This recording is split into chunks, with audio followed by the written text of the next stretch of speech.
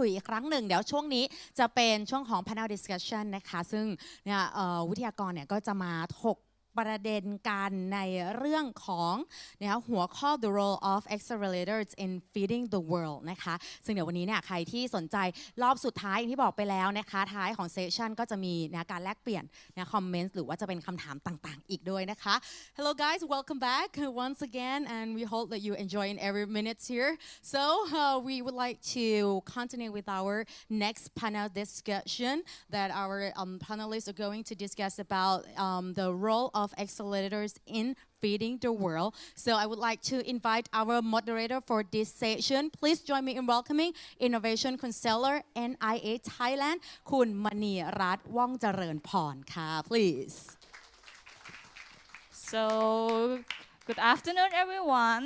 My name is Manirat. I'm Innovation Consultant and the Accelerator Manager at National Innovation Agency, which is the host of this section. So please let me invite our speaker to join the panelists. The first one, Mr. Piotr, a co-founder of Food Tech Accelerator in Poland. And second one, Ms. Matthias, the CEO of Smart Hatter Innovation from Germany. And our third panelist is Mr. Semi, the co-founder of GOG project from Turkey. And our last one, very lovely ladies from Switzerland, Miss Christina from Kickstart. So we have our awesome panel today. So first, maybe please introduce yourself and Accelerator to our audience. So my name is Piotr Garbowsky. I'm come from Poland here. Very nice travel. Very nice to be there. I started together with my co-founder Michał. We started the first food tech accelerator in Poland, and the reason why we did so is that there were no food tech accelerators in Poland, and we see that this, the industry is growing for sure. The people are more aware of what they are eating. The problem of environment is actually rising. The waste of the food, the general CO2 production. My co-founder just got his baby, and he decided that he wants his kid to live in a better world. And we know each other from studies, and we decided just to start. So we are after first batch. We just completed exactly a month ago. We had a demo day of the first batch of our accelerator, and it was really successful. We got very huge media coverage and interest in the accelerator from the investors as well. And because it's successful, we're setting a second batch of the accelerator on the autumn. So I guess that's for now. Such a wonderful story. And you, Matthias? Mike? Yes. Yeah. Okay. Hi guys. Thanks for having me and us here on stage. Really appreciate that. My name is Matthias. I'm the CEO and co-founder of Smart Hatter Innovation. That's actually an innovation hub for agri-food and water tech. And we are concentrating on collaboration programs for corporates and startups. We founded Smart Hatter almost 2 years ago as a spin-off of an initiative that we're also running called Go Silicon Valley. And the idea of being active in especially agtech or agri-food and water tech actually came from one of our journeys to Silicon Valley, where a cooperation partner of ours started the first agtech incubator like 8 years ago. And at that time, there was no existing program in Germany, so we decided this could be a good opportunity for us to start a new kind of a business, since there are already, right now there are more than 90 accelerator programs in Germany, but none of them in agtech. So we decided then let's be the first one, so we did. And since now we conducted 2 corporate accelerator programs and 2 open accelerator for agri-food and water. And yeah, so it's pretty new for the sector, I would say. Corporates are not so experienced, but we probably come later to this point to give you more insights about that. But of course, it's a growing market, not only in Germany and in Europe, but also like in Southeast Asia. So that's why I think it's also a good opportunity for you guys if you want to be active in this kind of business area. Hey everyone, thank you so much for the invitation also. My name is Semih Hakim, I'm the co-founder and the CEO of Kök Project. We build accelerators on food, agriculture and water sector.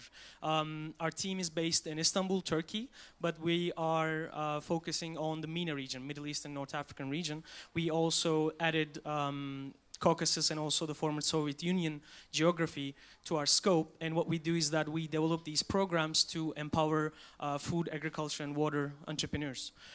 Reason why we moved to this field and start working building these programs is that me and my business partner are actually directly coming from the food background. We used to be chefs, we were literally in the kitchen cooking, and then we realized, you know, in 2015 that we want to move into, you know, entrepreneurship and technology, and how can we support also the, you know, agriculture producers, and how can we digitalize the production, etc. And we started working on building these programs, and now we are again mostly focusing on Turkey and the MENA region. Also, thank you from my side from this invitation. My name is Christina. I'm from Kickstart in Switzerland, and I'm heading up the food and retail vertical, which is one of 6 tech verticals that we work with. Our mission is to build bridges between the startups and the corporates. Now, Switzerland historically, although a small country with only 8 million people, has a big role in the food pioneer system. You might know Nestlé, the world's biggest food company, is from Switzerland.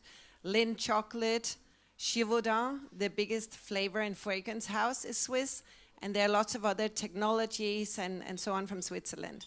Now that's 100 years ago, and Switzerland went into a sleeping beauty modus for 100 years. And now I'm a part of waking it up again. And we'll also get back to this, but food is becoming very sexy for all industries. And I'm looking forward to ignite the sexiness with you guys on food tech. I'd just like to know, if I may, how many here is from the industry, from corporate businesses? 1, 2, 3.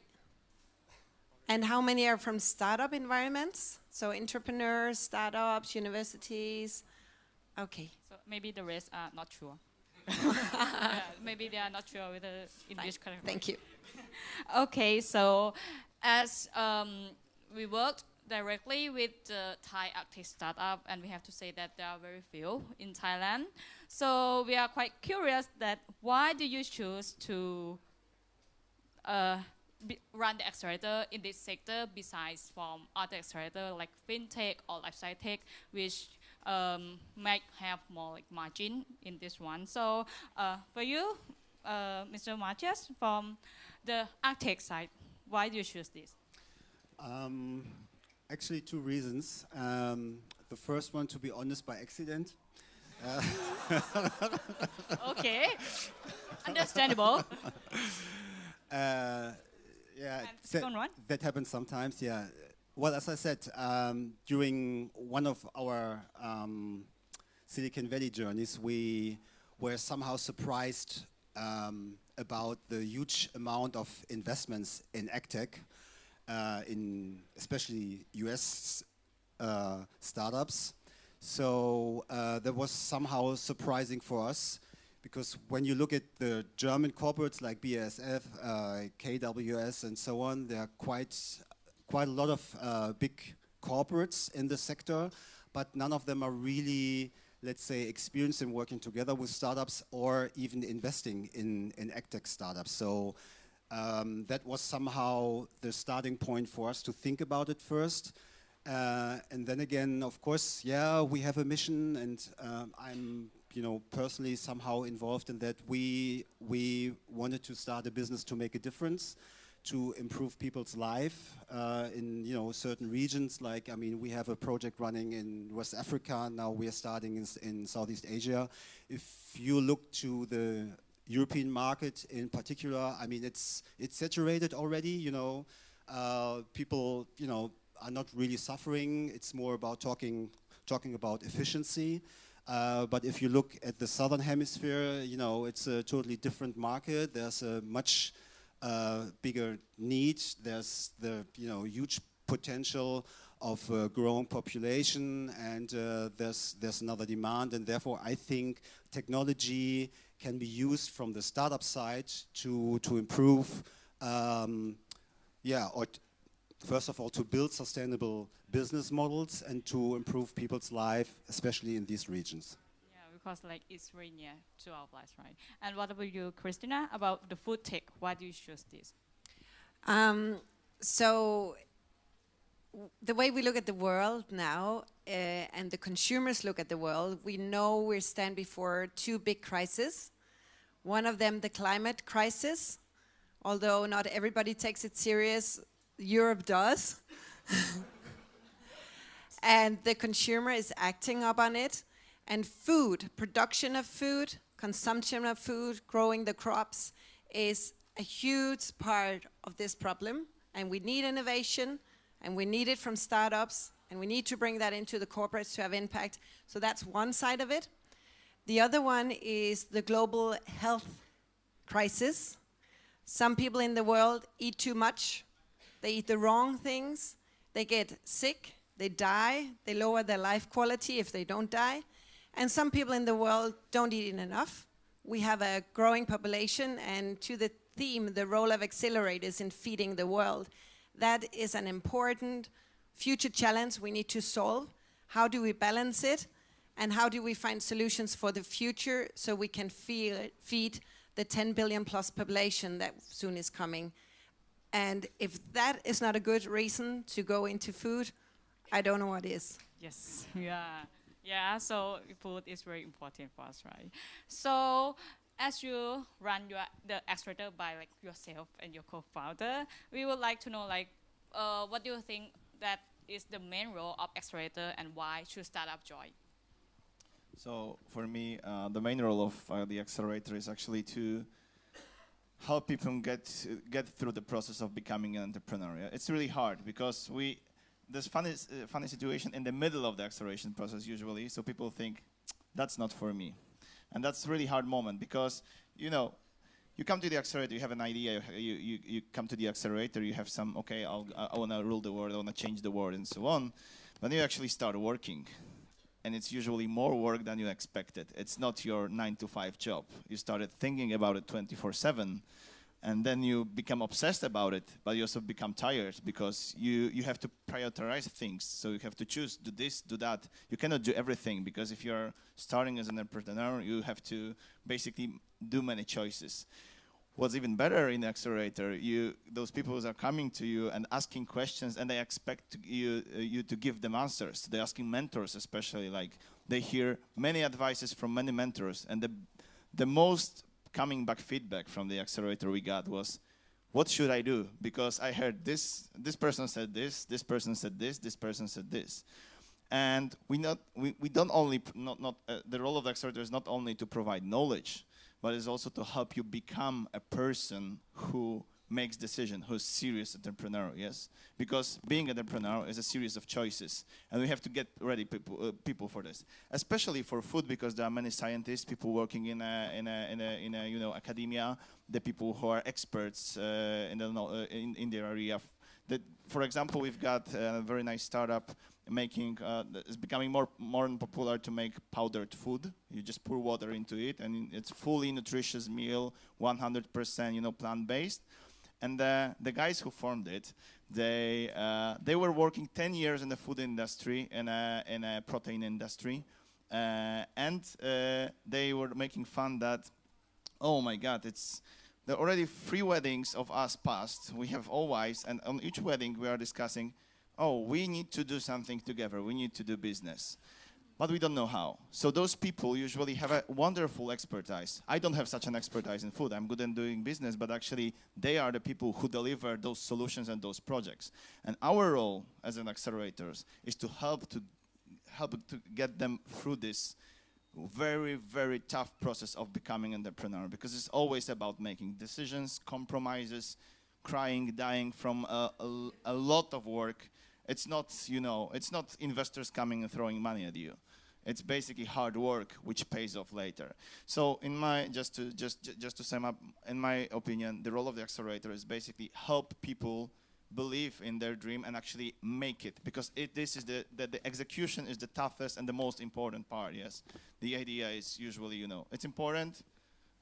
Sometimes it may be worth changing, but for sure this hard works and supporting that hard work. So it's like to push and not them. push them. Like we are sometimes making fun with my co-founder that we are running a kindergarten, basically. Yes.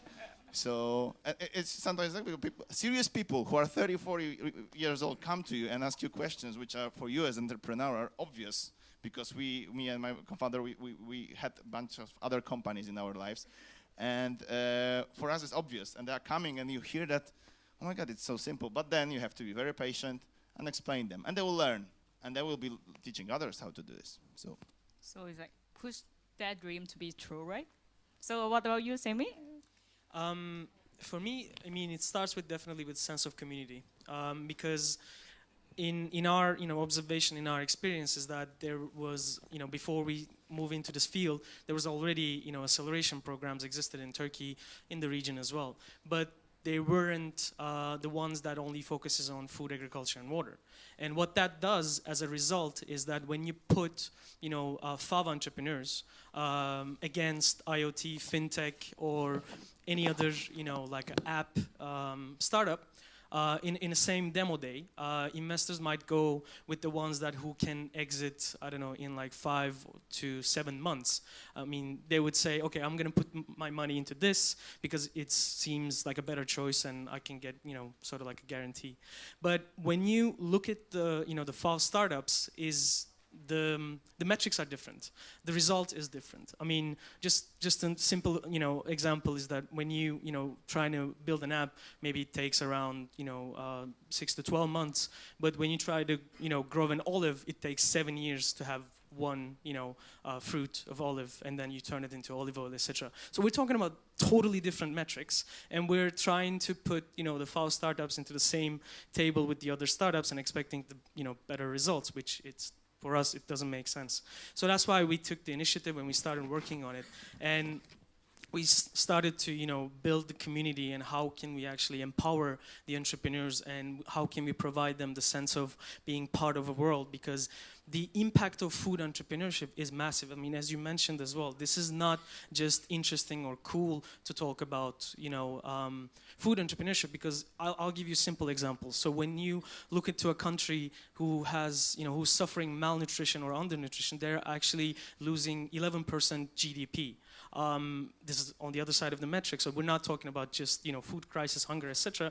We're also talking effects of economically for the development of the country.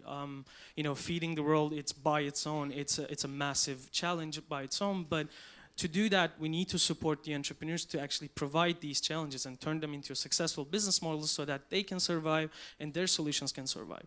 And what the accelerators does is, I mean, I've started to using this example is like, like in the Instagram, like the blue check mark. So accelerators provide community, accelerators provide sense of, support and space and being part of something greater than yourself as well. So you're not just producing, alternative protein, you're also producing a product that requires only 70% less than a regular, beef patty. There's an impact in here, it's not just a trend. So that's why we are doing it. Yeah, so it's like a community for in the Absolutely. ecosystem. So that in the startup side, maybe what about it for the corporate? Because to let the corporate join in the startup is maybe not easy. So can you share for us what do you think that corporates give the value to the corporates? For the yeah. So the corporate's value to the startup or ecosystem? To the accelerator give the value to the corporate, and the corporate give the value to the startup. Yeah, so as I said in the beginning, Kickstart is all about building this bridge. If we look back historically, the entrepreneurs, they would look at the corporates as the big bad guys, capitalists, polluting the world. They were awful, and the corporates would look down at the little startups and say, "Oh, go away, hippies! You don't have your food safety under So control." And that's how it looked 10 years ago. Now everybody grows smarter by the day, and what we're experiencing is that startup and corporates are meeting each other eye to eye now. The corporates have become smarter. They know that they cannot invent everything in this world, so the not invented here syndrome is dead. And they open up for the open innovation and invite the startups in to collaborate, to bringing innovation, IP, and strengthen them. In the same way, the startups have grown smarter and saying if they want to change this world, they cannot be a small town, local, sugar-free ketchup bottling company. They need to grow scale, they need to grow impact, they need to team up with somebody who has this reach, production capabilities, sales capabilities, and so on and so forth. They need to team up to change this world. Hence, both smarters, the interest is there on both sides, and that's a beautiful space to live in because on their own, they don't make much value, and together they make it happen and make the magic happen. So the magic happen when they work together, right? So what about you, Matthias? As you have run several batches, do you think that how do you make corporates believe in startup then? From like the big guy to see the small one in the accelerator. Believing is the right word, I would say, because acceleration, or the program is something like bringing together Muslims and Christians. So they have a different belief, a different mindset, and you have somehow to balance this kind of working structure, the way of developing business models, sustainable business models, the belief in a process where you don't see the result upfront, because that's something that has to be developed in a collaboration process. And I would say from my experience, especially in AgTech, corporates believe more in their own R&D than in working together with startups and developing new technologies, new products based on a defined challenge. So this is something that has to be learned, I would say, in the sector. And we are quite lucky because there are some corporates already on the way. They have established processes for startups to incorporate new technologies and ideas. And therefore, I would say an accelerator program should be able to facilitate the whole process of collaboration and of incorporation. So it should be a guide for startups and corporates as well to make the best out of this collaboration process. And therefore, I would say it's also important to have certain formats where you bring together these two parties and to provide certain methodologies so that they can really focus on what is now important to bring on the table in terms of expertise, in terms of agility from the startups, for example, to make this acceleration really happening. So, and this is, I would say, still quite challenging, especially when you start in a new sector, like for example, right now in West Africa, where corporates are not experienced at all, I would say, the money comes more from VCs than from the corporate side. If you look at Germany, or if you look to Europe, of course there are more accelerator programs in AgTech, but compared to other sectors like fintech, it's really, a small amount of investments in this sector. So, I mean, we still have to work on that, and we still have to convince corporates to use the innovative power of startups, to use these agile processes rather than only depending on your own R&D, which takes a much longer time, costs a lot of money, more money than a collaboration process in an accelerator program. So can we say that like the accelerator program is the bridge between the corporates and the startup? It brings them together, exactly, and it should be, from my point of view, a test for a market fit, right? So both parties need each other. The startup somehow is depending on getting access to the market via a corporate, to find new customers, to get an entry to new markets, and the corporate somehow is depending, I would say, of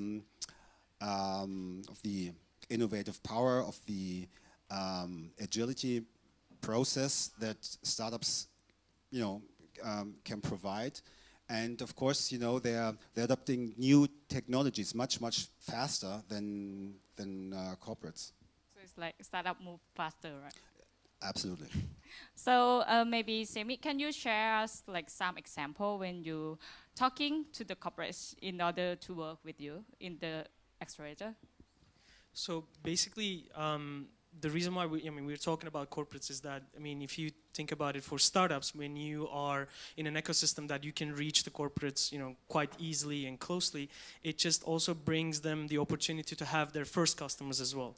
So that collaboration is quite important in our point of view. We truly believe the era of just, come up with the idea, try to do the pitch, and then, move into the program and see how it goes, just work. No, it needs to be structured.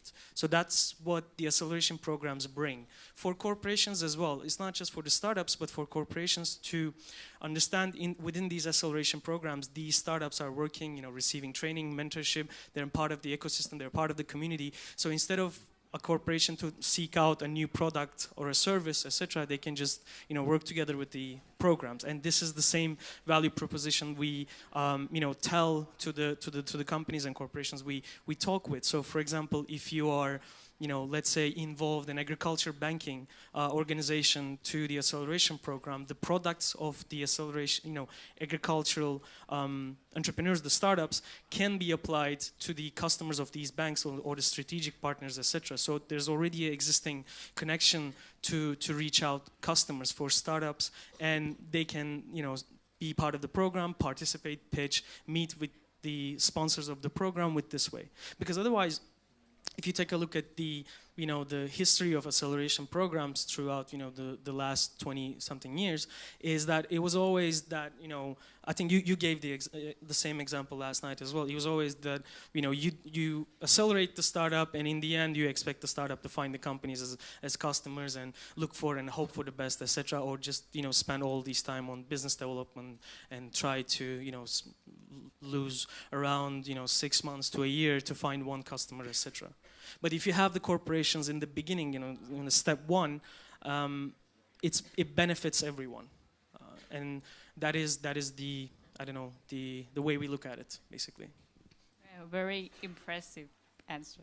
Thank you. So for you, Piotr, as you just finished your first batch, I would like to know that do you have anything that the obstacle for the startups in order to join the accelerator, or do you have any example that the startup is deciding to drop off from your program? Okay, so as general, to join the accelerator, we hadn't had that problem, like, because the story is funny because we promoted our accelerator by just 2 posts on the Facebook, my personal Facebook page and my co-founder, like our personal profiles. And we got 80 applications in 1 month, so we were really happy.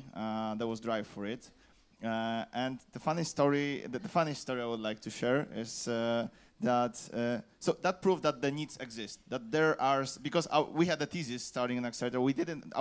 We discussed it yesterday actually with other speakers.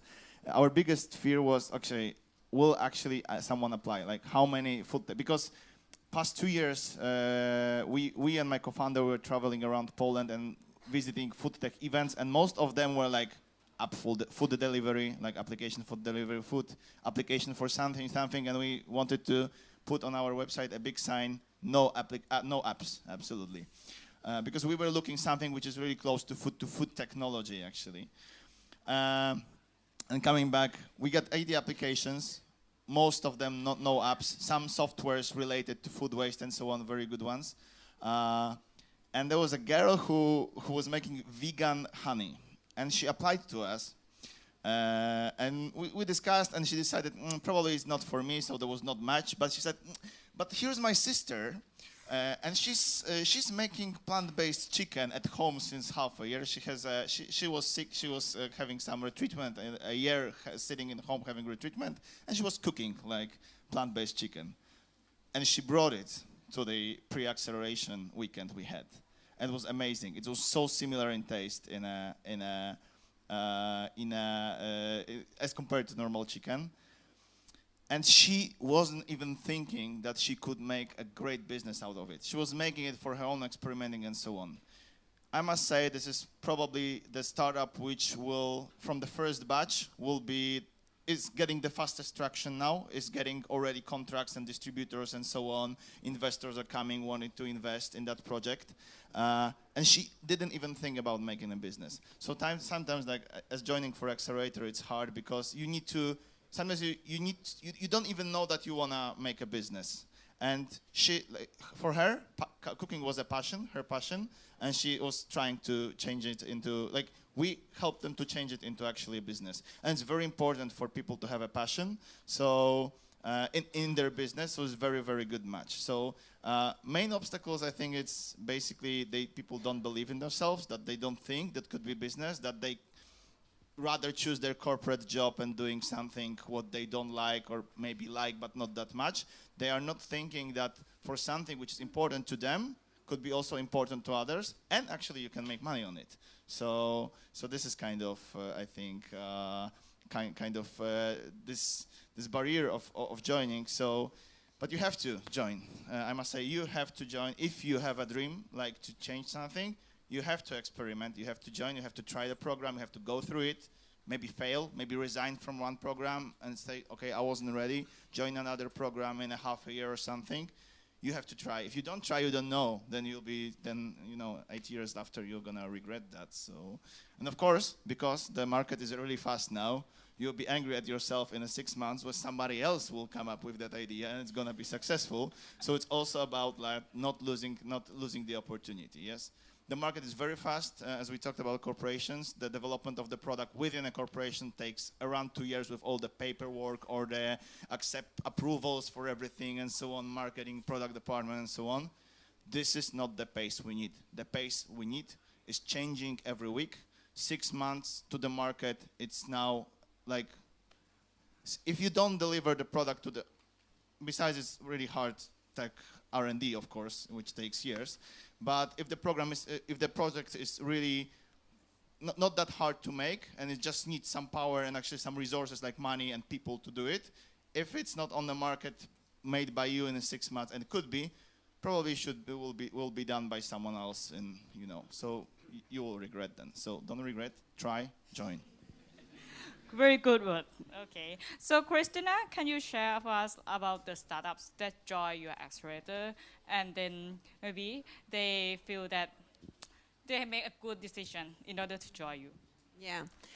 I would just like to comment on what Piotr said. Yes, heart and passion and believe and drive, but also don't fall too much in love with your idea. And the reason... The reason why I'm saying that is the experience of having great startups coming in with great ideas, starting the collaboration with the partners who has a problem in this direction, asking them to pivot, and they go, no, I want to go there. No. And somewhere out there, they will end up look around and they're alone. There's no customers in the shop. There are no partners. Whereas if they have listened and said, okay, well, I wanted to do chicken, but they think it tastes more like beef, so I can do plant-based beef. You know, that's what the market is looking for. So that's just a counterbalance to, yes, passion, yes, drive. No, don't let it stop with you. Take the chance, go for it. Yes, fail, get up again, fail, get up again. You will make it. But also be willing to change around it. Now, getting back to our startups and the successful ones, we only work with teams at Kickstart. We work a little bit later stage. And the reason why we only work with teams is that one person cannot have it all. You cannot be the technical mind in it. You cannot be the marketeer and the salesperson and the everything. So therefore, we always encourage team up. Now, I'm also working on another project with very early stage. And they often come in as a one person with one idea, like we heard, and not knowing, how do I move forward? Well, I have this idea, but is it good enough, whatever. And there we work differently. But just be aware, if you right now have your own idea, yes, start and going, but somewhere down the journey, you need to team up. It's the best for you, and it's wonderful working in a team. And even working in a team, entrepreneurship tends to be a lonely journey. So that's why all these community buildings we heard about us, it's oxygen for you. Otherwise, it's too hard. So our successful startups are coming in as teams. They have the passion, they have the drive, but they also have the ears to listen and pivot and kill their darlings when needed to reach successful businesses that also will change this world. Oh. You always end with like the Change the world. Change the world. It's in your hands. Yeah. Do it. No, but we're all Like going to die when? In impressive quote. 17 years or something if you don't do it? Yeah, that's why like Clock food is ticking. and accelerator is important. So for you, Matthias, maybe some corporates or Thai startup are interested in joining in international accelerator. So what do you think about Thai startup in joining in the international accelerator, and also like how do they join and make sure that they will gain the maximum growth? Wow, that's a difficult question for me. Well, first of all, I would say it's a brilliant idea to join an accelerator program as long as you have a broader perspective. I would always recommend don't look only to the Thai market, have a broader perspective, go international, look for business models that are helping much more markets that make a difference where you can scale. That's an interesting case for a corporate. What was the other question? So how do they make sure that they will gain the maximum growth in the accelerator? Okay, so make sure you understand the structure of the value chain you're addressing. Understand the business model of a corporate. That's somehow important, and see where your product, your technology, your service fits in, or even disrupt it. So therefore, you have to understand how a value chain is structured, right? Because if you want to, first of all, collaborate with a corporate, it's always about. I mean, they have a running system. If you come up with a new idea, whether they have to stop it and incorporate your new technology, or you have a solution that they can easily integrate in their existing system and structure. Therefore, I would say it's crucial for you as a startup to understand not only your business model, but also the business model and the value chain of the market and the corporates you're addressing. That's somehow a crucial point. And from my experience, a lot of startups are missing this knowledge, and it's quite easy to get as long as you're open to talk to corporates first, ask questions, ask how they address the market, ask about their value chain. I would say that's one of the first steps you should do before you, let's say, join an accelerator program that is focusing on a collaboration process. So, like, be open-minded is the key, right? Yeah. Okay. So, as we are going to in the Q&A section, maybe can we have like last message to the startup and corporates as in Accelerator view? Oh my God. Save the world. No, I'm not going to say that. I'm going to tell you, put on your Nike shoes and just do it, both for the corporates and for the startups. Progress over perfection. Don't wait till you feel perfectly ready for now is the moment. Do it, do your best, learn on the go, and go that way. So just do it. Tough act to follow. So I would say future is here already. All of the the futuristic stuff, the concepts that we've been taught here, all of these new meat and alternative meat, etc., is already happening. It's here. It's been scaling. I mean we're living in the future that we dream that one day is going to happen. So now what that means is that we need to broaden our horizon and basically, as you mentioned, go for it, do it. So it's time to do it. I truly believe that we are in the era of like the 90s and in the beginning of 2000s, like when you had this amazing interest on internet companies, amazing interest on startups and technology, etc. We literally having the same moment in the food, agriculture and water right now, literally now, even maybe yesterday. So future is here, go for it. That's what be my message. Okay. Somehow the same from my side. I would say, well, I would like to encourage startups to believe in yourself, to believe in your creativity, to believe that you can create, really meaningful solutions, products, and business models. And don't be afraid to talk to, the big ones, corporates. They're just human beings as you are. So if you can convince them from your idea, that you bring something on the table where they can benefit from, I think that's a huge opportunity for startups, and therefore I would say accelerator programs are very good opportunity to jump on. And for corporates, I would say just make a clear decision. If we want to work with startups, yes or no? If we believe, do we believe in the strength and in the innovative power of startups, yes or no? If yes, then collaboration should be a strategic pillar in your overall strategy. Because, I mean, there are quite a lot of accelerator programs, sorry to say, something like a circus, You as a startup, you're just on stage, you can pitch your idea and then that's it somehow.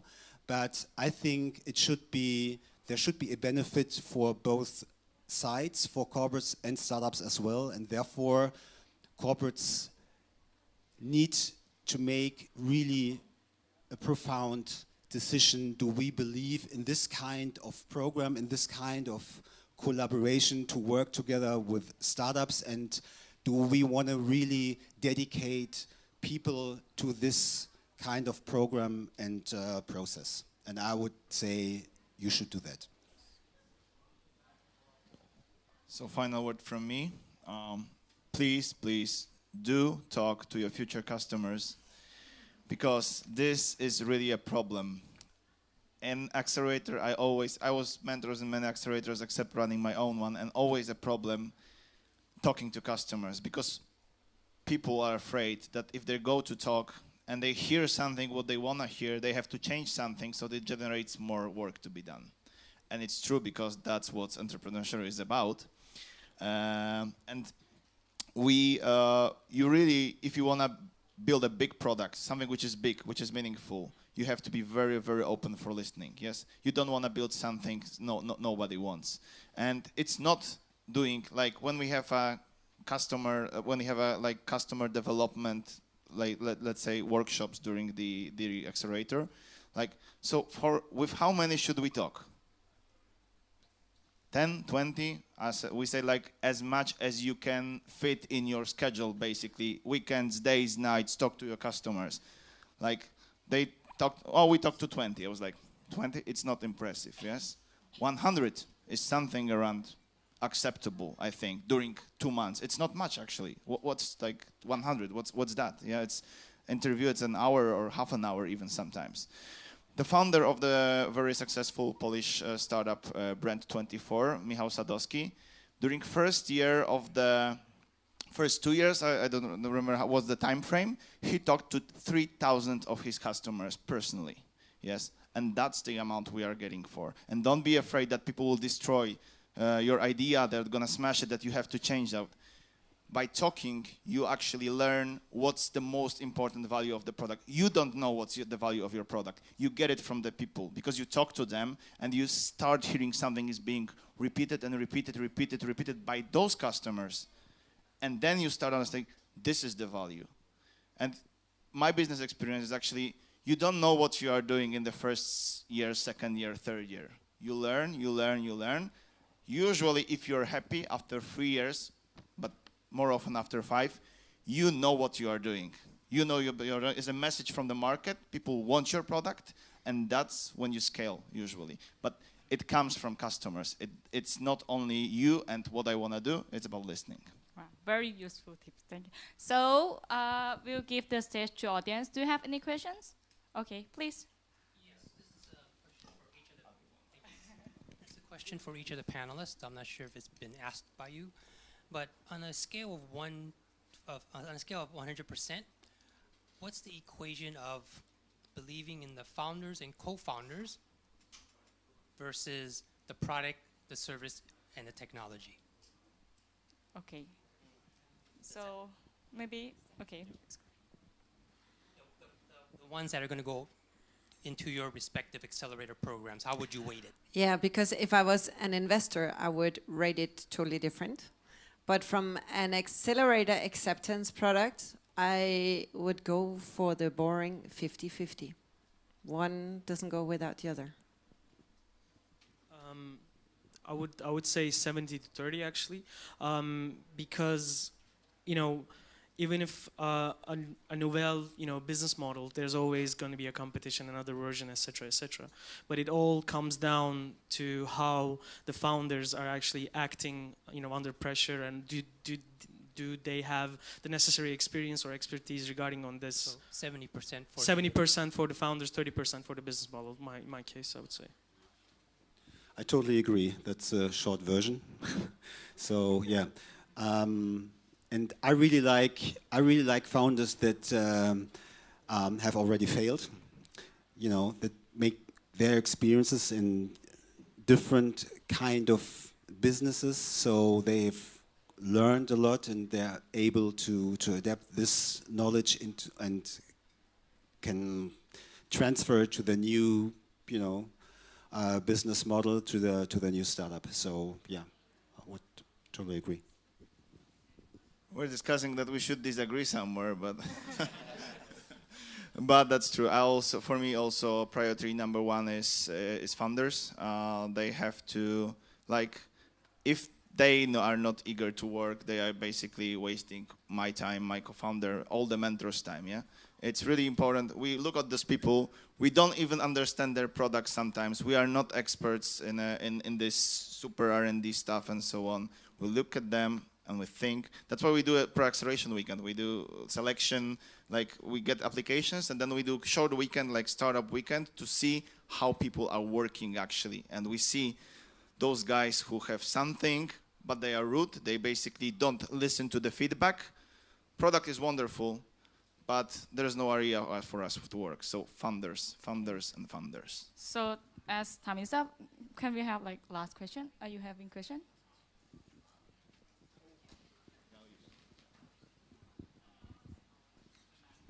just very quickly, since we're here in Southeast Asia, the accelerators that you're operating, are they based in Europe or MENA only, or are you also looking outside of these regions? I mean, are you looking globally for opportunities? Okay, so for me, I'll make short. Like as for Poland, as for FoodTech IC, we started from Poland, but we run it in English because we think more internationally. At the moment, we don't offer startups like the boarding, like the transfer package. So we don't offer them the money to set in the country. So for now, we mainly serve and work with Polish startups, but we had some applications from other countries. But we think long term, and we want to be broader than that for sure, because the business has no borders now. So our innovation hub is based in Berlin, and we're addressing more or less the European market. This March, we started our project Enable West Africa in Ghana to cover the region of West Africa. And by end of this year, we are starting Enable Southeast Asia. So this is then somehow the same concept for the Southeast Asian market. So we are then addressing startups from the region as well as corporates locally or multinationals that we're already working with. Our model is, so I'll start over. So our headquarters are based in Istanbul, Turkey, and our model is heavily based on Turkey and the MENA region. What that means is that our scope of countries that we are working, specifically is actually 4: Turkey, Bahrain, Jordan, and Georgia.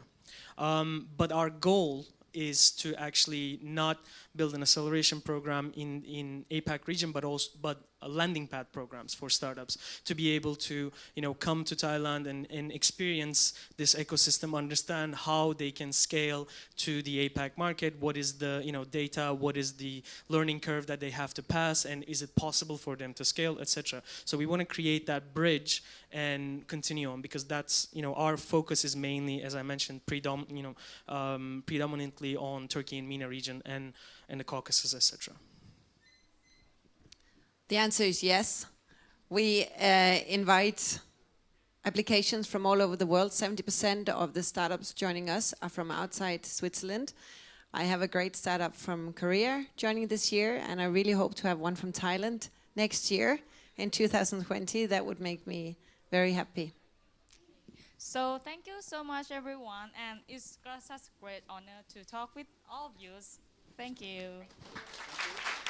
Thank you very much. It's very inspiring sessions that delivered from all of you right here. ขอบคุณค่ะ Thank you. Oh, photo. Yeah, okay. Never Let's have the miss photos. opportunities. So watch us now. We're going to show you opportunities. Like selfie? Yeah, let's make a selfie. Everybody, please. Get a closer, a little closer. Sure. All right, everybody, come on. We already really squeezed together, right? Okay, everybody, 1, 2, smile. And one more. 1, okay, and we have the cameraman right here too. So everybody said, yay, together. 1, 2, 3. Yeah. Nice. Thank you. Big round of applause. Wow. That's an amazing session. All right, so everybody, we have proceeded to an end, the last session, the last panel discussion. And the topic is all about food and agriculture is everywhere. Accelerator program in Thailand. I think this is going to be another amazing session. So for any of participants, any delegates who would like to come to attend this session, please feel free and just come right inside. We still have some of available seat right here. On your left, please. This way, please come inside. Right here too, another a few more seats here. This one too.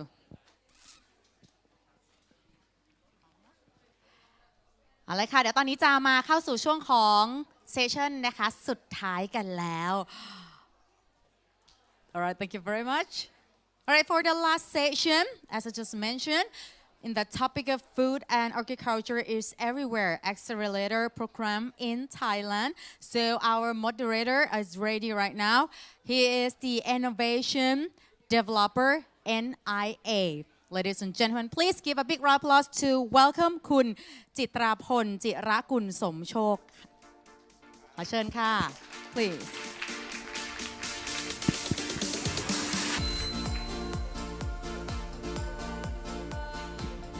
Okay. Test. So, good afternoon, ladies and gentlemen. Welcome to the next session. Food and agriculture is everywhere. Accelerator program in Thailand. My name is Jitrapon Jirakun Somchok. I am an innovation developer from the National Innovation Agency of Thailand, or NIA. I am in charge of the NIA grant scheme and also the Space F Food Tech Incubator and Accelerator program. It's my pleasure to be the moderator for this session and to welcome you all today. In the previous session, we have learned about the importance of accelerators and how they help develop successful startups and fulfill startup ecosystem. Also, we have learned some insights about the global practices and real experiences from some of the world's leading accelerators. But how about accelerators in Thailand? What is happening? Is there any accelerator that focuses on agtech and food tech startups? Ladies and gentlemen, in this session, I am pleased to present you our three honorable speakers that will share us insights and experiences to address this topic. Let me take a few minutes to introduce them to you. First of all, Mr. เฉลิมบุตร เฉลิมยุทธบุญนา He is the head of Bootcamp and community of DTech Accelerate.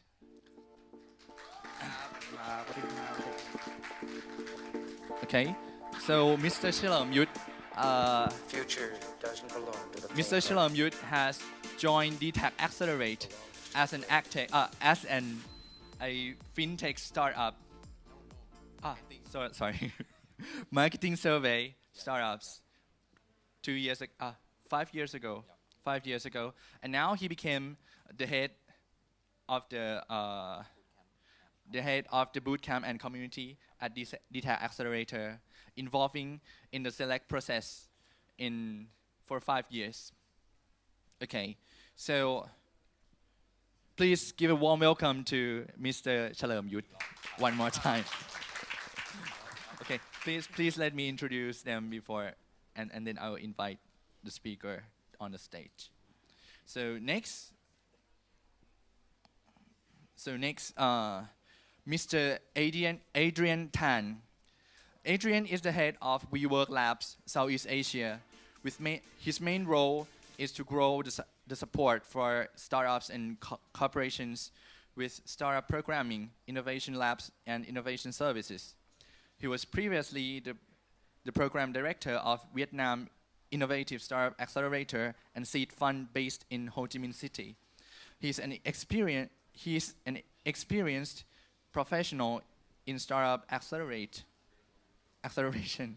corporate innovation, and venture investment, and has worked with JFDI Asia, Bosch, Philip Morris International, and Manulife. At JSDI Asia, he has worked with government agencies, trade commissions, and startups on expansion to Southeast Asia, running the TINC Asia program with Innovation Norway and mentor startups in South Korea. He also had an experience as a speaker at startup conferences in Singapore, Korea, Brunei, Taiwan, and also a seasoned trainer to help corporates on digital transformation and customer discovery projects in Singapore, China, Taiwan, Vietnam, and South Korea. Please, everyone, give a warm welcome to Mr. Adrian Tan.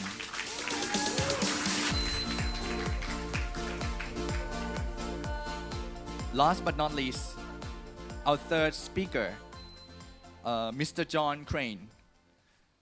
Mr. John Crane is the managing director of Nest Thailand. He has an extensive career experience in Asia. After graduating from the University of Pennsylvania, John started his career in business development unit at United Technologies at Singapore. Then he joined JP Morgan and spent 14 years in New York, Hong Kong, and Bangkok. He was responsible for the investment banking business for 8 years, executing a variety of financing and M&A transactions for leading corporate clients. He also worked as CFO for Jet Support Services Inc., or JSSI, the world's largest independent provider of maintenance programs in the US for 2 years. After that, he returned to Thailand to establish Nest Thailand. So please give a warm welcome to Mr. John Crane. Okay, so let's start our session. I'm gonna ask 3 to 4 questions, same questions to all of you. So please give a short answer for about 1 to 2 minutes for each. So our first question is about, please tell us about your Accelerator program, its uniqueness, and why did you choose Thailand as the foundation to launch it out of all places in Southeast Asia? Please, let's start with Mr. Right? Yeah. Okay. Hello everyone again. Just a little bit of welcome to DTech Accelerate, and welcome to Hanga, and welcome to Anfield. So it's a little bit late. Welcome. So, but our session is at the last. So before that, just a little bit intro about DTech Accelerate. We have been established and helping Thai company to become first Thai unicorn since 2013, and now we already invest in 61 company. Luckily, we have a lot of awesome entrepreneurs, so 70% of them already got follow-on funding. So that is a little bit of us over here. So a lot of people ask us whether we only invest in the telecommunication company related. So we always answer everyone that no, we invest in anything mobile, anything internet, and anything awesome. So basically, our main criteria to select the startup into our program is mainly on the founder themselves, whether they have the expertise, the reason behind this reason to make the company that impact at least 1 million people. So this is the main thing of what DTech Accelerate do and our uniqueness. So it's our founder themselves. Okay, thank you. So, Mr. Adrian. Hi everyone. So I'm here representing WeWork Labs. So WeWork Labs is the startup incubator for WeWork. So we provide beyond space, we provide startups at home, mentoring, programming, but especially for Thailand, we have also partnered up with NIA, Thai Union, and Mahidol University to launch these accelerator incubator called Space F. So you may have heard of it. Space F is the first, I think, global food-focused accelerator here in Thailand. So we're looking at attracting startups that to really solve, the challenges up ahead for food. So we had you hear an awesome panel earlier. But I think we are looking at 9 areas which we can improve in terms of food. So it could be alternative protein. It could be also restaurant technology. And so it's really, I think Thailand is a great place to kind of be the first to kind of launch this, because you guys have a lot of good food and we produce a lot of good food, right? So why not, right? Thanks. Okay, so Mr. John, please. Hi. So we've also partnered with NIA, and we're launching Ag Growth, which will be Thailand's first global ag tech focused accelerator program. So it will be a 12-week program which will recruit 10 startups globally to bring world best-in-class solutions to agricultural challenges in Thailand. In terms of why Thailand, Nest was founded in Hong Kong, so Asia is sort of our home market. We ran a very successful ag tech program with the World Bank in Kenya, And we recognize that a similar program would be very valuable for this region. Thailand being a really major agricultural economy here, one of the world's leading ag exporters, and the government has very ambitious targets in terms of wanting to boost farm incomes 7-fold by 2030, which they're not going to be able to do with traditional farming methods. There's also a number of world-class agribusinesses here, which would be great partners for any startup that's looking to scale into Thailand. So in partnership with the NIA and these corporates, we're going to bring great startups to Thailand, get the solutions needed to meet those ambitious objectives. A little bit more add on. Sorry, I forget that it's focused on the agriculture tech as well. So the Tech Accelerate, we also invest in agriculture company as well. If you heard about Recount and Tech Farm, so they also in our portfolio as well. Okay, thank you very much for add on. Okay, so I would like to move to the second question. In terms of ecosystem and infrastructure that help nurture and grow startups, Thailand has its own unique advantages to exploit and also challenges to overcome. How should agtech, food tech startups behave to thrive and grow out of such ecosystem? Okay, so let's start Who with first? Yeah, Me? Okay. Yes. Okay, so we have been working with the agriculture company that we investing, and also we have been talking with a lot of agriculture company as well. So their feedback of the challenging of them to do agriculture business in Thailand is probably is regarding to what we talk in the front as well, John. I think the challenging is to making the farmer more familiar and more get used to the technology, because agriculture is something that you need to help the farmer, and the farmer needs to be the main core that your company given value to them. And in Thailand, a lot of farmer this era, like this year, a lot of farmer already get used to technology already. But if you ask me about in the past 5 to 10 years, it's a lot of challenging to making them get used to the technology. And we invest in 100% technology company, so they need help from the farmer to do some kind of data and some kind of usage of their platform. So the main challenge until now, that what I experience is something that convert and help farmer to get familiar with the technology. So do you have any insight or experiences on how to overcome such challenges? So basically, two of our company that I mentioned, Recall and also Tech Farm, they not only in the office, but if you are here, they're not always here, but they're always outside of Bangkok and being with the farmer and helping them, like doing the workshop, and just for example, like the mobile workshop, and just teach them how to use the mobile phone outside of Bangkok. For example, I think Recall went to Lopburi. Probably you know Lopburi already. Like also there's some partnership over there going on, so they help the farmer over there, get used to the mobile internet and even the computer. So this is something that I think a lot of agriculture company need to do as well. Not only them, because the ecosystem is very still early, so everyone needs to help each other. Okay, thank you. I think to add to that, I'm from Singapore, so Singapore is such a small space. We don't really think about Singapore and building things for Singapore, and I think the same thing for Thailand, right? Like I think just giving a lot of thought. Like in order to really have a unicorn or a startup, you have to be not just solve for Thailand, you have to solve for a region at least, right? So and I think a lot of technology that's out there. The smart people are everywhere, right? They're just finding a place where they can put these things together. Like in Europe, we got all these startups growing superfood, right? Cricket and all that. We have crickets in Thailand too, right?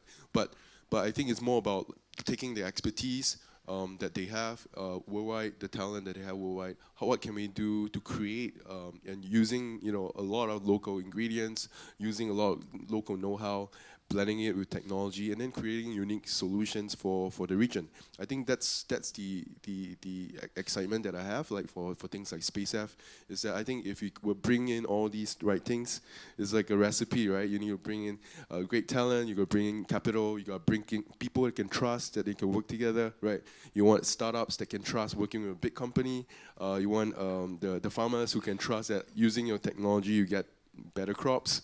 You know, I think there's a lot of moving parts, but as a start, I think education, getting out there, speaking to farmers, that's the first wave. But the second wave will be, you know, a lot more of the younger generation will be coming on board. So I think there are a lot more exciting products and solutions out there. Okay.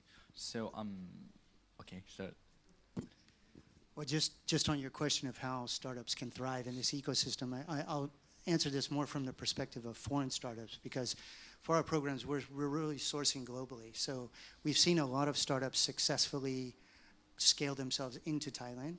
And increasingly, the government has established various policies and regulations and incentives to help startups to make Thailand an attractive landing pad for, you know, European or, you know, global startups coming into Thailand. And I think that while that's a great thing for startups considering it, they really need to take the time, investigate the market, understand, you know, is there a product fit for here? And once they've made that determination, then also explore what are all the options available to them in terms of how do you incorporate, what sort of policies and do you take advantage of? And, you know, on to his point, who do you partner with?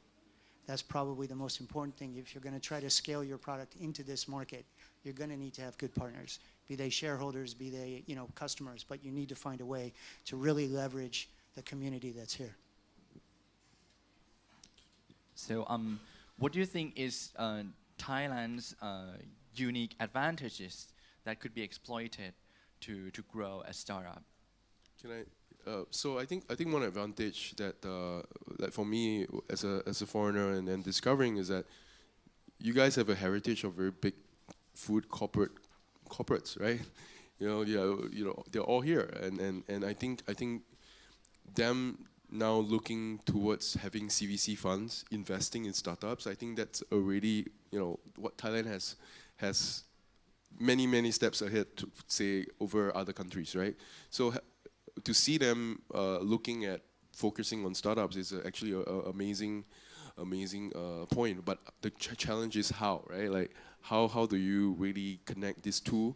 The panel earlier shared a little bit about that, and I was laughing away. Like, yeah, you got this big, you know, old organization, and then the startups are so small and fast. But how do you actually make them see eye to eye? I think that's something I don't think we have really figured out yet. But hopefully, with programs like SpaceF, we are able to, and we were coming in the mix.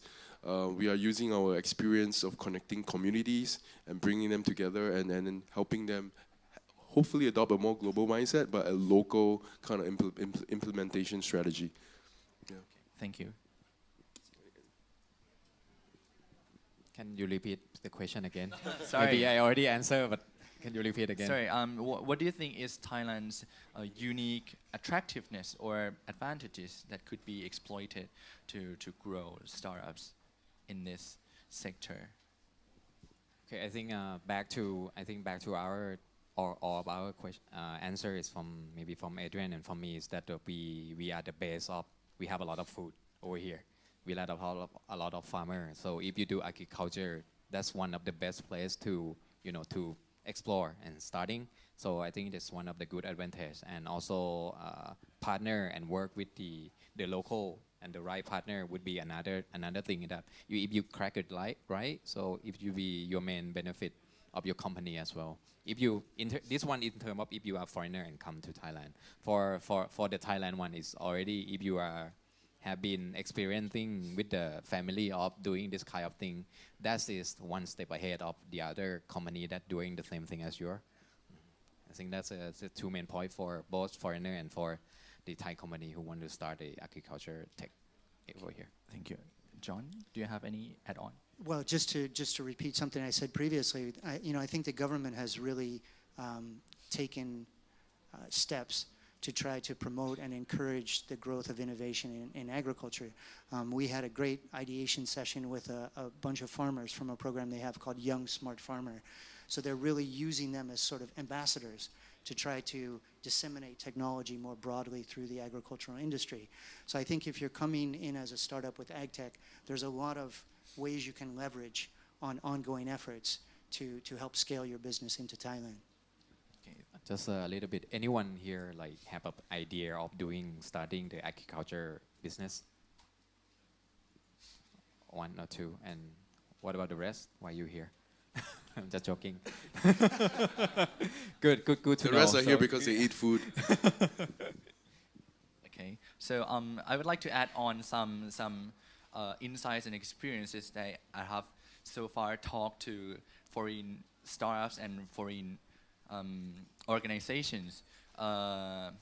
Yes, like the speakers have already mentioned, one of the advantages of Thailand is that the big corporates are already get excited in getting involved in the community of startups. They want to do open innovations, want to get involved and try to figure out how they could contribute and benefit from this trend. So please, everyone, get involved and be open. And the second thing is that I have met with a German agtech startup like a couple of days ago. They are doing shrimp smart farming. Hydroneo? Is it hydroneo? Yeah, hydroneo. And they wanted to come to Thailand so badly because Thailand is one of the most exporter of shrimp. So you can from that point of view, you have advantages more than them to get access to such huge market. And the third is that we have so many farmers, so many agricultural practitioners that have vast experiences in the field. They can be your mentors. You can provide insightful and helpful information and experiences to you that could not be earned in any other countries that is not agriculture country. So please utilize it.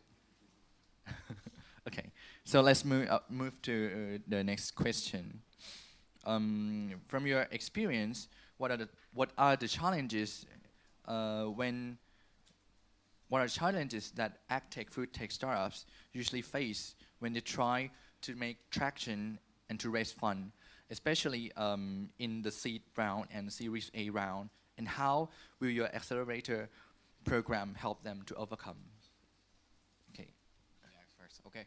I want to put it in this way. It's not only architecture company that facing the challenging on the raising funding, but also the rest of the tech company also have this kind of challenge as well.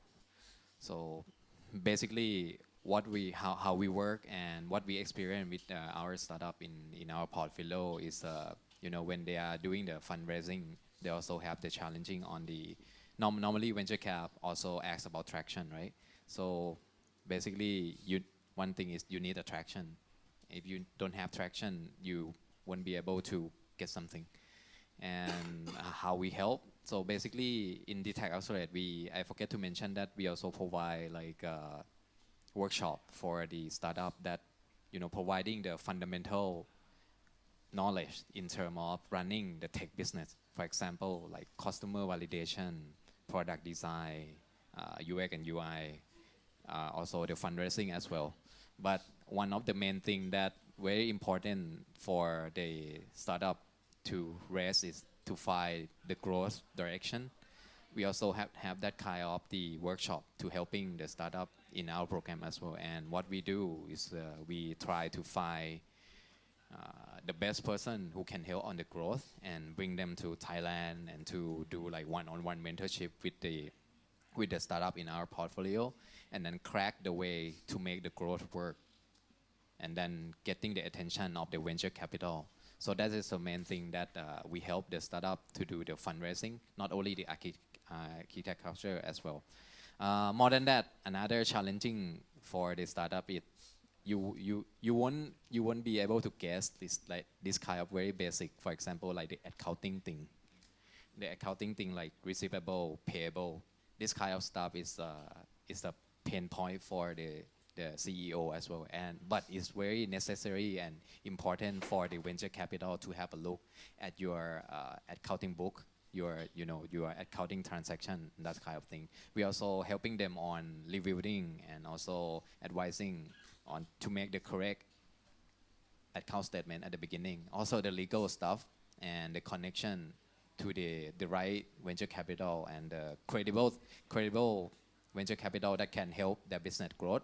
If for example, agriculture, you look for the venture capital that have some experience on the agriculture deal, so they can bring that kind of experience to help your company to be growth. We also help the startup in our portfolio to find those venture capital as well. Thank you. I think SpaceF has not run yet, but I'm speaking more from my previous experience investing in food tech companies. I think the challenge for food tech companies is you can't apply the typical startup mentality totally, right? You can't say, hey, let's fail fast, but it's food, someone's gonna eat it, right? There's food safety, there's good management, all the GMP, all these licenses that you need to get. So I think if getting all the experts into one room in a space like Accelerator can really help the startups learn about this right from day one, right? So my previous, I was based in Vietnam, and then we invested in a cricket company. So what they did was they created a container that is powered by IoT, and then they can grow the crickets inside the container, and the farmers feed them the waste of the cassava leaves, and then the crickets grow. So it's great. It's a great company, but they took such a long time because they need to have the know-how, how to get GMP, and then when you turn it to cricket powder, it has to get certified by so many bodies before it can be passed for human consumption, right? So all these things, all these know-how, that's where the big companies already know, right? So if we were to bring these corporates into the Accelerator program and match them with the experts on how to scale up, it will shortcut the production cycle, and then obviously the startups can grow quite quickly. And on that note, I think there are so many things that startups need to learn, not just from the product side, marketing and all that, as you mentioned, but yeah, I think even focusing on food itself, like we've been talking to startups that's doing plant-based meat. We're talking to startups that does lab-grown. All these startups are also crying out for people to help them, right? How do I scale out? How do I build a bio-nuclear reactor? How do I, scale out? And they say nobody's selling them, right? Like they have to figure this out themselves. So it's really, really hard for them, even if they raise a lot of money. So I think right now that it's quite a sweet spot right now that if there's a community, and hopefully Thailand can become that, and can bring all these startups together, then it will be a lot easier for them to scale up. Yeah. Thank you. I agree that for startups, regardless of vertical, when they're raising funds, they face a lot of common challenges. For ag tech, I think probably the most difficult thing is convincing your potential investors that you have a path to adoption of whatever your solution is. Because farmers globally, and particularly smallholder farmers, are very reluctant to adopt a new technology, a new solution, because it could put their livelihood at risk. One of the big VCs in the States, their CEO had a great comment. He said, in a lot of tech, you can try 40 things in a week. In ag tech, you can try 40 things in your life. So, you can imagine that if a farmer is risking his family's livelihood, he's not going to want to try something that seems radical and different. So if you're an ag tech company and you're raising funds, your investors are going to be skeptical. How are you going to convince the farming community to adopt your solution? In terms of how our program can help with that, as was just mentioned, in addition to helping these companies to determine where to target their fundraise, what kinds of investors to approach, how to craft their value proposition, how to pitch it, those are all basic things lots of programs can do. but more importantly is to match them with an industry-leading corporate who can help them to validate their business proposition and potentially even adopt it. So when you have that kind of validation from someone who's big in the industry, that gives you a lot more leverage when you talk to the investment community. And I think to add on your, I used to speak to one of the food tech as well. It's not, food is not like hardware and software that you can build like in 1 week, but you need a lab, you need a scientist to test, and to come up with one testing product is take time as well, and it need a lot of money for before even come with the first product. I think it's very challenging. Okay, thank you. So know what you need to know. Yeah. So if you don't know what you need to know, grab some people that might know. Yeah, join Space F. Yes. So there are a lot of networking events or any startup related events happening around the cities and the country. So join them and grab someone, speak to them. Okay. So before I go to the Q&A session, please say anything important or anything you want to PR about your accelerator. It's gonna sing "You Never Walk Alone." Yeah, I think.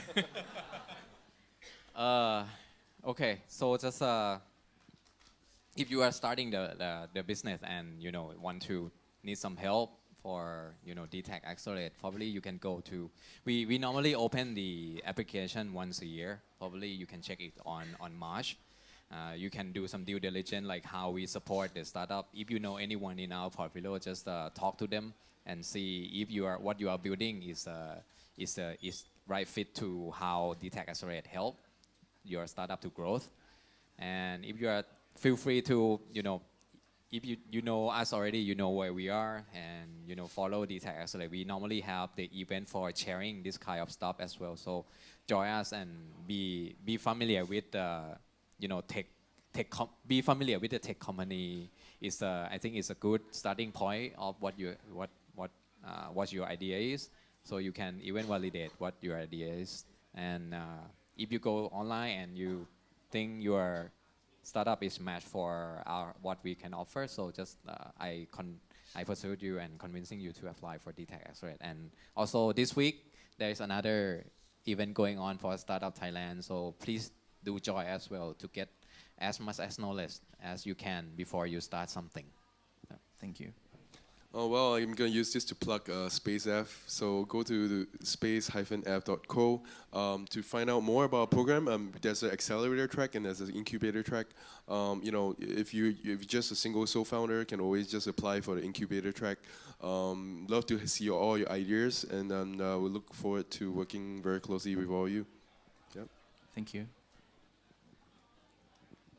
So applications are open for ag growth.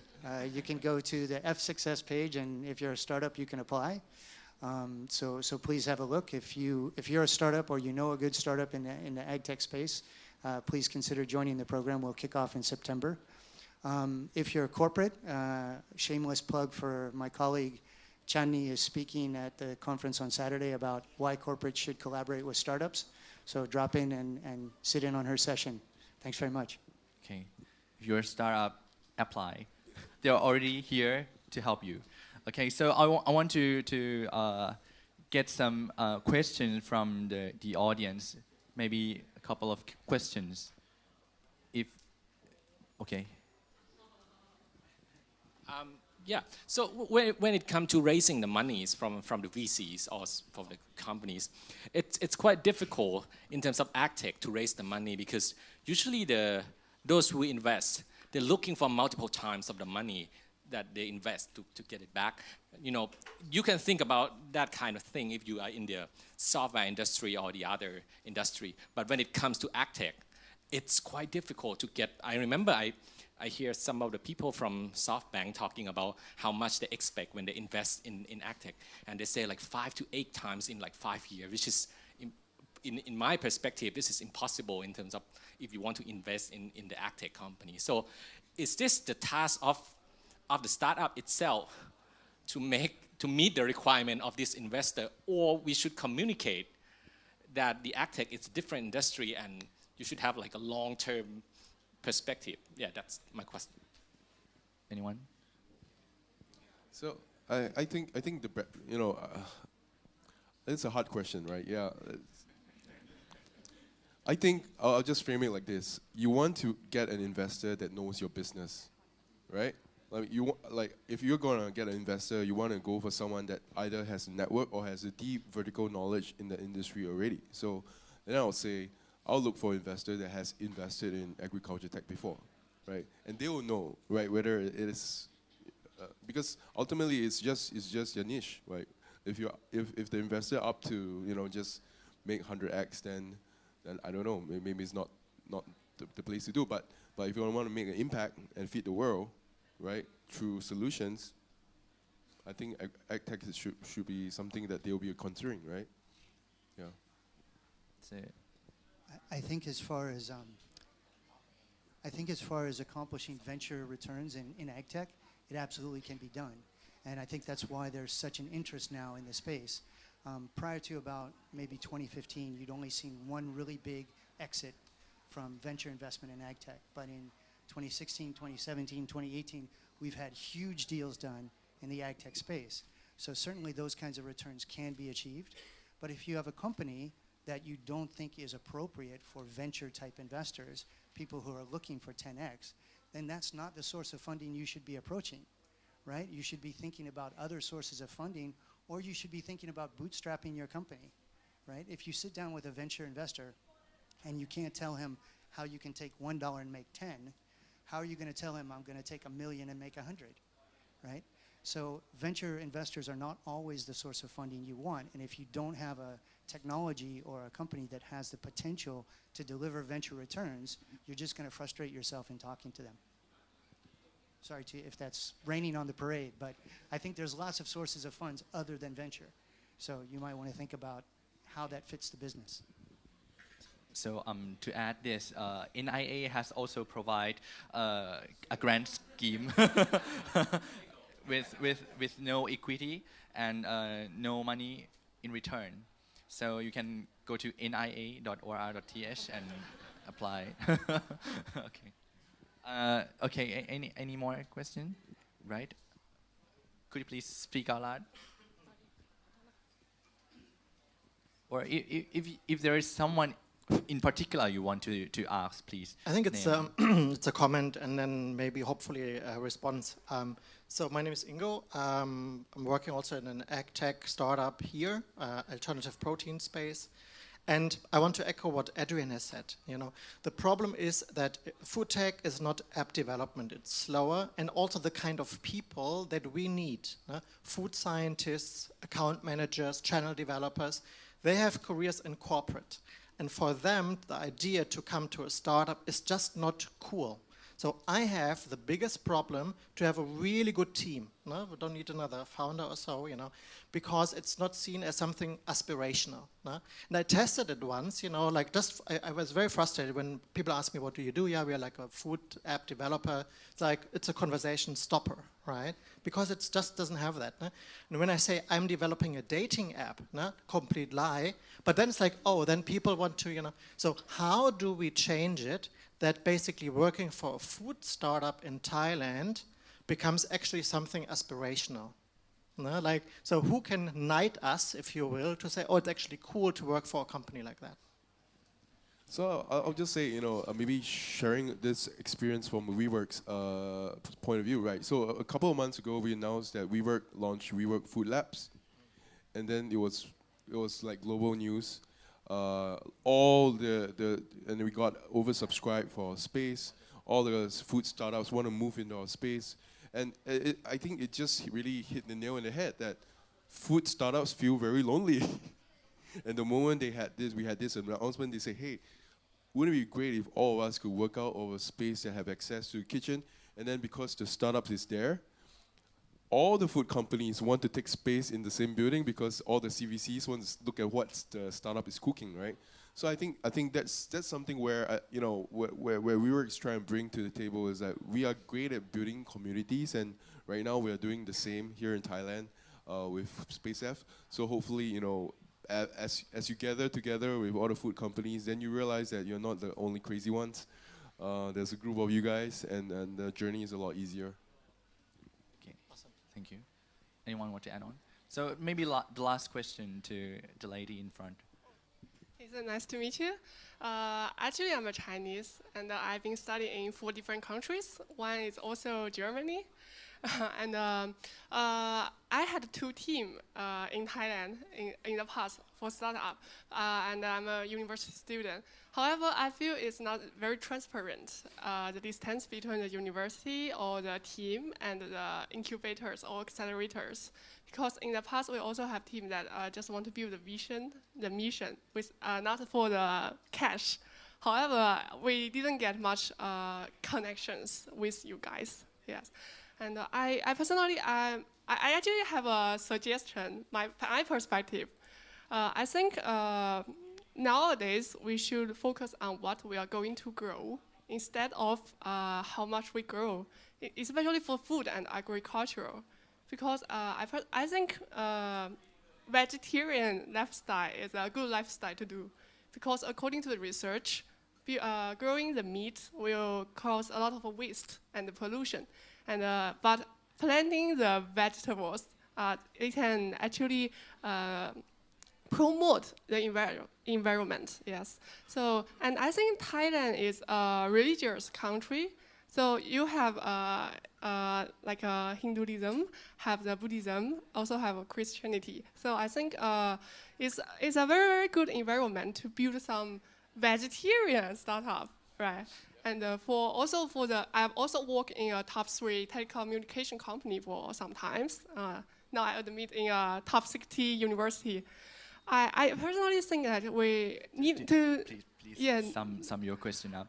Not only to just grow, but look at what we're going to grow. So are you taking a plant-based food idea? Yes, I had that idea. I have idea that we can use AI and big data to build a app to gather the information for the vegetarian food. Okay. That you can easily find the food which is vegetable around you very easy. And we need to make the food delicious. So people will be inspired. Actually, I myself vegetarian. I don't feel I'm suffering. It's a good lifestyle. So if we can show people with technology that is good, they can also know and understand it. Like it. Like I do. You help me lose some weight. Okay, so that's all for this session. I'm happy to discuss all of this with you all and really appreciate the information and comments that you have shared with us today. Ladies and gentlemen, thank you for joining us today. If you have more questions or topics to discuss, please feel free to come to our speakers. Have a nice day. ขอบคุณค่ะ Another round of applause, ladies and gentlemen, for this 4 panelists. Wonderful session. Thank you very much once again. All right. So we now have proceed to an end for this fantastic seminar, and I hope that you get a very informative idea, thoughts, and many things that you have shared to each other. And of course, that I would like to say a big thanks right here at the locations that we have today. Please give a big round of applause to DTAC Accelerate. ขอเสียงปรบมือให้กับ DTAC Accelerate ด้วยนะคะ Thank you very much for wonderful sessions. And do not forget, tomorrow we should start our activity on the 25th to the 27th. We are going to have many sessions from Startup Nation, which are going to be held at True Digital Park. Then you all can attend. There's more than 500 tech gurus and speakers, pitching opportunities, market insights from Asia and Europe, and also many of trends that are going to update to all of the participants. So thank you very much, and hope to see you again for our upcoming event. วันนี้ก็ยังไงขอบคุณทุกท่านอีกครั้งหนึ่งแล้วก็เจอกันใหม่นะคะเดี๋ยวสำหรับงานในวันพรุ่งนี้นะคะตั้งแต่25ถึง27เนี่ยเราก็ยังมีงาน Startup Nation ด้วยก็ไปเจอกันได้เลยนะคะจะเป็นอีกหนึ่งงานที่ยิ่งใหญ่นะคะก็จะมีทั้งในเรื่องของนะคะการที่นะจะได้มาพูดคุยนะคะกับกูรูผู้เชี่ยวชาญนะคะเกี่ยวกับเรื่องของ Startup ต่างๆแล้วก็จะมีนะคะกับหัวข้อที่น่าสนใจมากมายนะคะจากวิทยากรนะคะทั้งในแล้วก็ต่างประเทศกว่า500ท่านที่จะได้มาพูดคุยกันอีกด้วยยังไงก็สามารถที่จะไปนะคะเยี่ยมชมในแต่ละจุดแต่ละโซนได้ก็ฝากย้ำอีกรอบหนึ่งละกันนะคะว่าสำหรับไอเดียต่างๆหรือว่าจะเป็นเรื่องของเซสชั่นต่างๆทุกท่านสามารถที่จะเข้าไปที่เว็บไซต์นะคะของทาง startupthailand.org ได้เลยแล้วก็ไปดูอัปเดตนะคะสำหรับเรื่องของอีเวนต์ต่างๆที่จะเกิดขึ้นด้วยวันนี้ขอบคุณท่านอีกครั้งหนึ่งเจอกันใหม่ในโอกาสหน้านะคะสวัสดีค่ะ